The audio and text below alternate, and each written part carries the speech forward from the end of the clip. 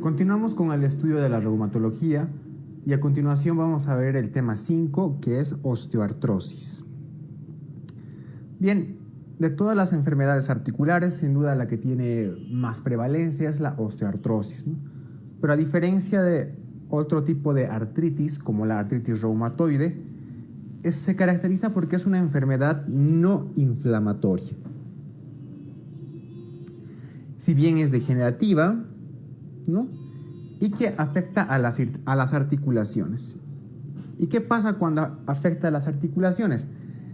Condiciona el fracaso de la articulación debilitando el cartílago, ¿no? Entonces, eso es más o menos la definición de osteoartrosis. Osteoartrosis también se conoce como artritis degenerativa o simplemente como artrosis, ¿no? Son sinónimos. Bien, hemos indicado de que es la patología más común dentro de las enfermedades articulares. Se calcula que más o menos un 65% de la población mayor de 65 años tiene alguna alteración en alguna articulación que está en relación con la artrosis, ¿no? Evidentemente es una enfermedad degenerativa cuyo factor de riesgo importante es la edad, ¿no? Mientras más edad tenga un paciente o una persona, tiene seguramente más factor de riesgo para poder desarrollar esta enfermedad. Entonces recuerda, es una enfermedad no inflamatoria, o sea, no es inflamatoria, ¿sí?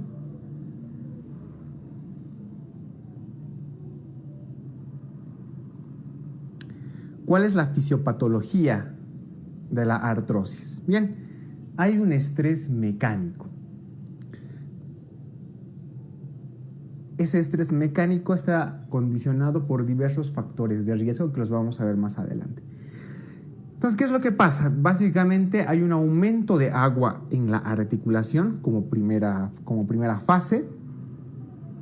Luego hay una alteración de la parte molecular conjuntiva del cartílago. Es decir, hay una alteración tanto del colágeno, hay una alteración de los proteoglucanos, hay una alteración del ácido hialurónico, ¿no? Componentes que son parte de la matriz del cartílago.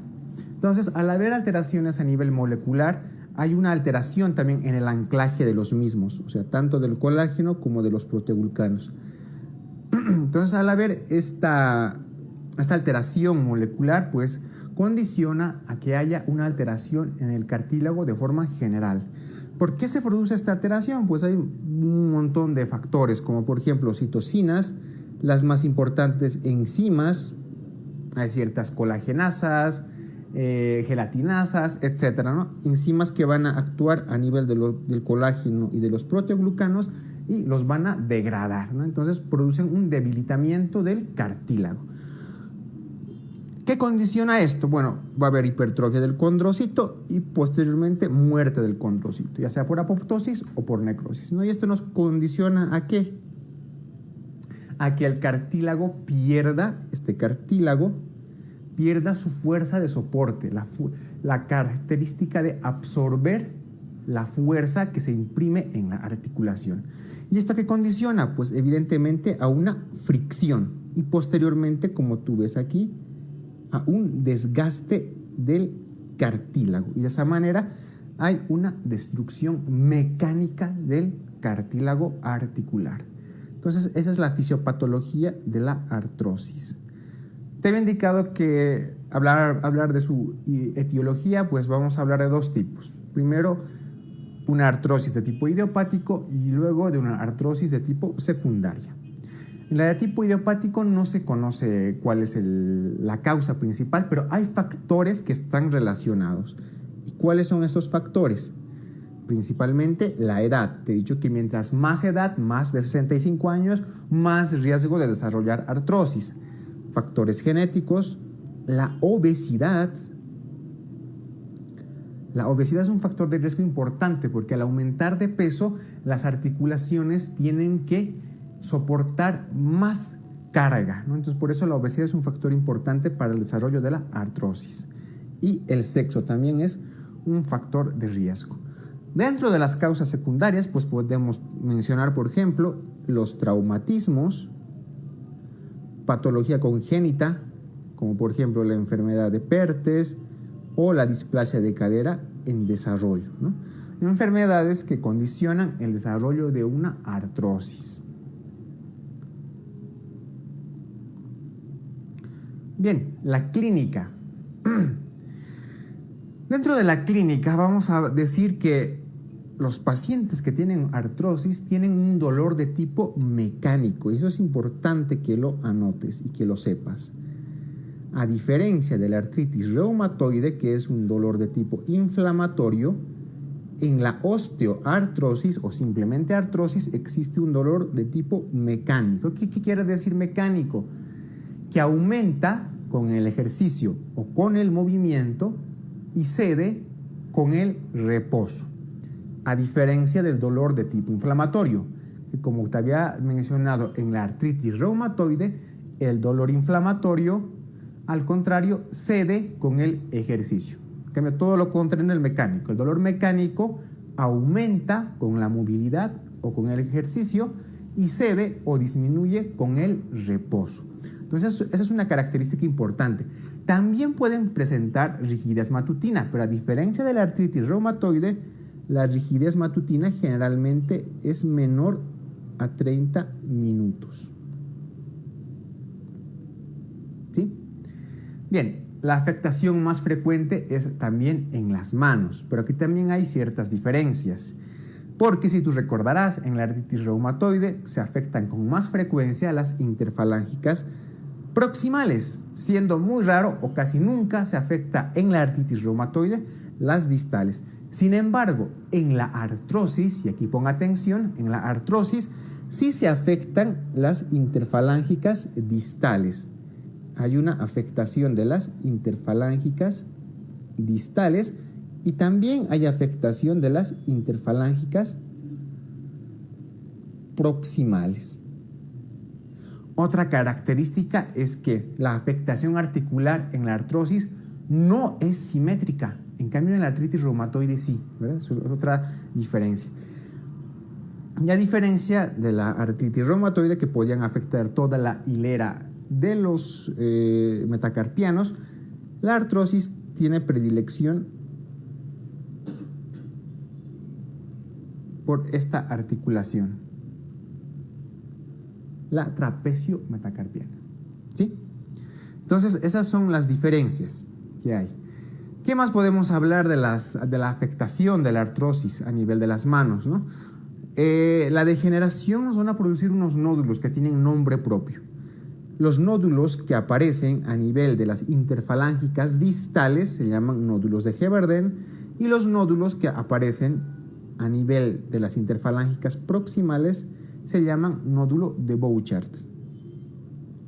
Y la afectación de esta articulación trapecio-metacarpiana se denomina risartrosis. ¿Sí? Risartrosis, ¿no? Entonces, eso es más o menos la clínica que tiene a nivel de las manos, la artrosis, ¿no? Es como aquí ves en la imagen una mano particularmente afectada. Ves que la afectación no es simétrica porque habrá algunas articulaciones que están afectadas, otras no, como por ejemplo esta que está normalita y esta que sí está afectada. Ves que ya presentan ciertos nódulos. Aquí si tú ves, ya presentan cierto engrosamiento, ciertos nódulos.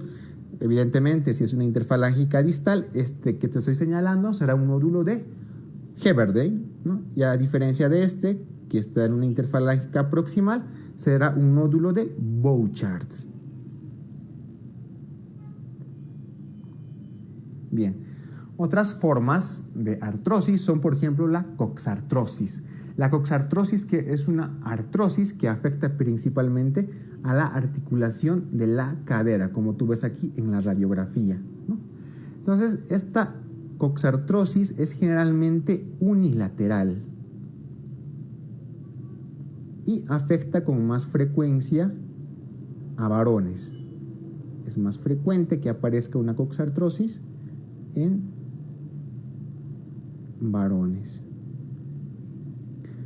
La coxartrosis es una artrosis que se desarrolla en la articulación de la cadera.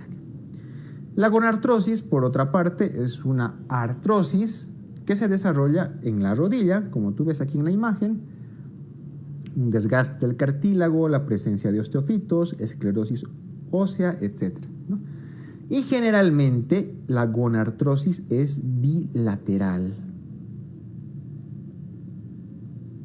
Y a diferencia de la coxartrosis, que era más frecuente en varones, la gonartrosis es más frecuente en mujeres.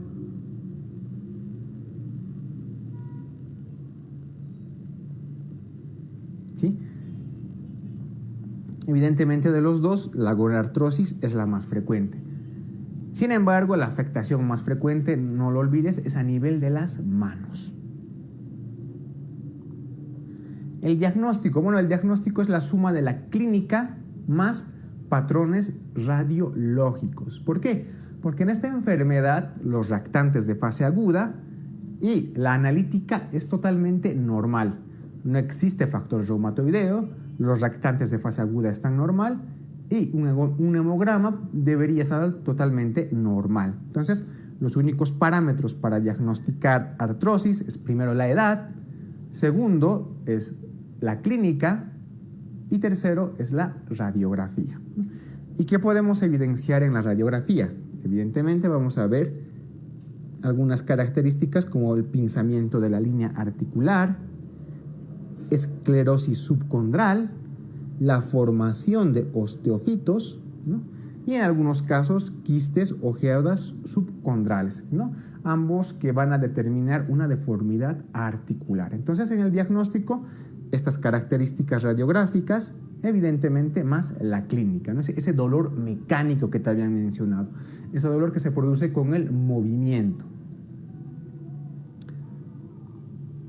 Bien, el tratamiento. ¿Cómo vamos a hacer el tratamiento de una osteoartrosis? El objetivo del tratamiento es, lo primero, reducir el dolor y permitir una adecuada función de la articulación, es decir, que se pueda mover de una forma adecuada. Entonces, para eso vamos a tener medidas generales. Dentro de las medidas generales, lo primero, disminución del peso, evidentemente para disminuir la carga en las articulaciones, sobre todo en las rodillas y en la cadera. Después, actividad física regular. Esto puede sonar contradictorio, si bien te he dicho que la artrosis es un dolor mecánico y que aumenta con el ejercicio, pues una actividad física moderada, regular, bien controlada y limitada, ¿no?, ayuda en el tratamiento. Higiene postural, evidentemente, ¿no? Higiene postural. Y en algunos casos, bueno, podemos utilizar aparatos de descarga, como por ejemplo un bastón o las andaderas. Evidentemente, ejercicios de rehabilitación, es decir, fisioterapia. Esas son las medidas generales que tenemos que tomar. Luego, tenemos que emplear medicación farmacológica. No existe como tal un fármaco que disminuya o que frene la degeneración del cartílago. Aunque hay prototipos, eso es sin duda, hay prototipos, ¿no? La farmacia y toda la ciencia farmacéutica, pues cada vez está desarrollando más y más fármacos que tratan de frenar la degeneración del cartílago, ¿no? Pero todavía ninguna está aprobada de forma general. Por lo tanto, seguimos con las medidas farmacológicas clásicas, es decir, empleamos en primer lugar analgésicos como el paracetamol, que es un buen analgésico. Luego podemos administrar otro AINE, como por ejemplo el naproxeno, ketoprofeno, que tienen una potencia analgésica bastante elevada. Y en algunos casos podemos utilizar los opiáceos. Es decir, utilizamos una escala del dolor, ¿no?, para el manejo. El manejo farmacológico, más que todo, está directamente en relación con el dolor, no con la inflamación, porque recuerda que la artrosis es una enfermedad no inflamatoria. Entonces, los fármacos están en relación a tratar de reducir el dolor. ¿Qué más? Una vez que hemos tratado de reducir el dolor con las medidas farmacológicas y vemos que el dolor no reduce o que la limitación es bastante moderada e incapacitante, tenemos como última opción el tratamiento quirúrgico, es decir, derivamos al paciente a traumatología. ¿Y cuáles son los procedimientos quirúrgicos? Estos pueden incluir desde osteotomías, artrodesis, hasta artroplastías, tanto parciales como totales. Entonces, esta es más o menos la manera en la que se maneja la artrosis.